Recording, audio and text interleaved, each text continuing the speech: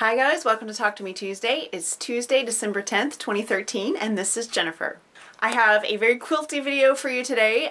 Just as a matter of a coincidence, I have right now in my possession 3 quilts that need to be bound. I have one with binding in progress, one with binding cut, and one that I haven't even picked binding for. So we're going to talk about those.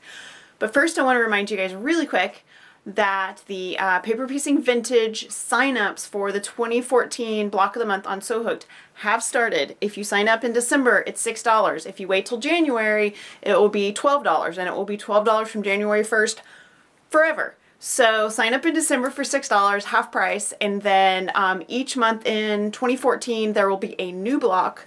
It's super easy to sign up. All the explanation is on Sew Hooked. It's also on the listing on Craftsy. The entire Block of the Month transaction as far as buying your Block of the Month and getting your patterns will all be on Craftsy. And just a really quick note about that, a few people have had trouble with checking out with their PayPal account. If you have trouble, I've gone and thanks to Michelle Foster over at the Quilting Gallery, she sent me a really helpful link, and apparently the people that are having trouble, if you will make sure your PayPal account is up to date and make sure you have the right email address, the right banking information, etc. before you check out over at Craftsy. That seems to be what's causing most of the problems. And if that's correct and all of that, your login and everything is up to date, you should be good to go. If you're not, just give it a couple more tries. And so far, everyone has managed to get it to work. It's just a little bit of a hiccup here and there, and I am really sorry about that.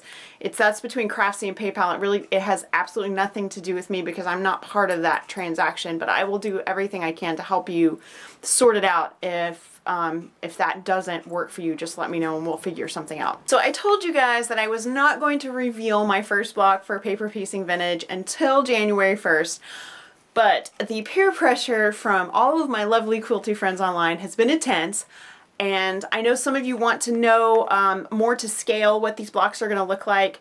So I'm going to show you the very first block. This is January. I'm obviously working way ahead of you guys because all of the patterns are designed and I'm working my way through all of them so that I know the patterns are perfect. And I also have the very lovely Amber, also known as HP5 Freak, is proofreading everything for me, and she's already tested this block as well so that we know that the pattern is as perfect as I can make it. So this is the very first block. This is the only one I'm going to show you ahead of time, so enjoy it.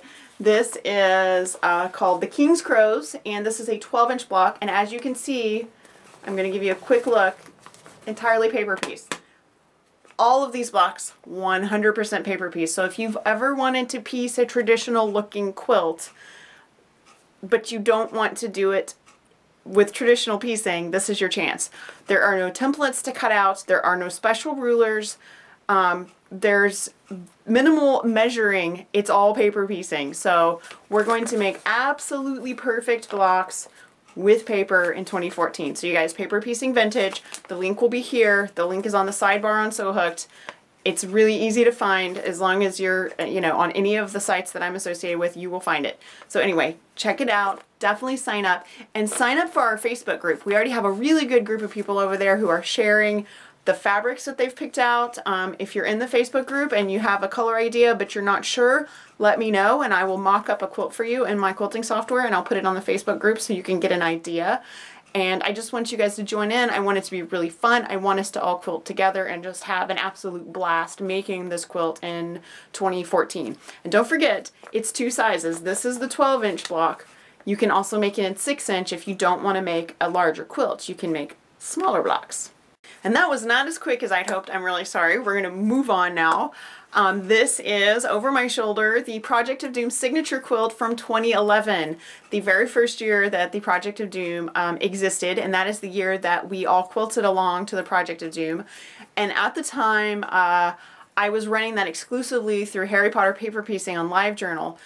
Fandom and Stitches did not exist yet, and it was actually this project, the Project of Doom, that made Fandom and Stitches exist because I realized about halfway through that I really needed a bigger website for all of the fandom patterns that I had collected, both by designing myself and by just networking with all these other wonderful designers that were also doing fandom related things. And so that's how Fandom and Stitches was born. This quilt, these are the participants, or most of them, from 2011. that I received signature blocks for during 2011. I have a couple more floating around where people sent them to me after this quilt was complete, but these are the original participants from the very first time, and I will let you in on a little secret. We are going to do something similar for Paper Piecing Vintage. I'm so excited about having this quilt back. It was quilted by Shannon Shaw. She did a beautiful quilt job, and I've had this back since, believe it or not, my postman delivered it Sunday night. So I actually got it Sunday night, but I didn't get a chance to open the box till yesterday. So this is home. It's beautiful. I'm going to flip it over so you can see the quilting a little bit better. So I used this great dragon fabric that I think Jules gave me, and Shannon outlined the diamond pattern, and she outlined the squares, and then around the border there are swirls and stars, which just epic. It's perfect. I just need to bind it, and I believe I had black fabric that matches the borders set aside for this, so I just need to find it. I have it somewhere because it's 2011. It's been a while. This needs to get bound. The other quilt in the binding queue, which I'm actually already working on, as you can see, is the quilt that's been hanging on my wall for the last 2 weeks. This is my Harry Potter alphabet quilt, and I decided with the help of my bee to go with a scrappy binding. So basically I did 6 different widths of fabric. I started with 7 because that's what my calculator told me to do, and I didn't need 7. I think a couple of my strips were longer than 42 inches.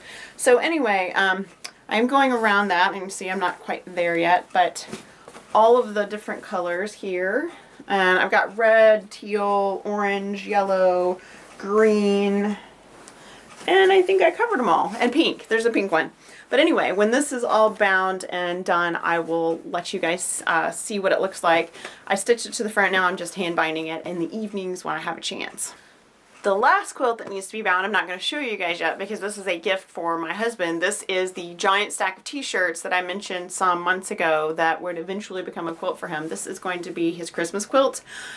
He doesn't actually watch my videos, so it's not too dangerous, but my videos show up in his feed, so he sees the still frame. So he would, like, if he pulled it up right now, and this video was my most recent video on YouTube, he would see whatever was on the wall behind me, and I don't want him to see this quilt yet. So what I will do is I will show you the back, which is this really cool sort of sketchy fabric, and I will show you the border, which is this cool, like, black sort of marbly, and I guess it's sort of sketchy as well. Anyway, this was a huge favor from a friend who has a long arm machine. She quilted this for me because A, t-shirt quilts are really, really heavy, and B, they stretch. Even with the extra stabilizer on the t-shirt fabric, they can still really stretch. So having the fabric as motionless as possible and then quilting it, if possible, is just the best option. So she just did a giant meander all over. Like I said, it was a bit of a favor for me, and when I bind this, I originally thought I was going to bind it in this, which is the border fabric. I'll give you a little peek. So there's some t-shirt right there. So this is the border fabric.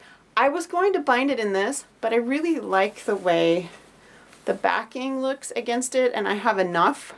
So I've already got this cut. I'm going to actually use this sketchy fabric. There we go. This sketchy fabric for the binding on this. So my plan is to get the binding on this today or tomorrow on the front.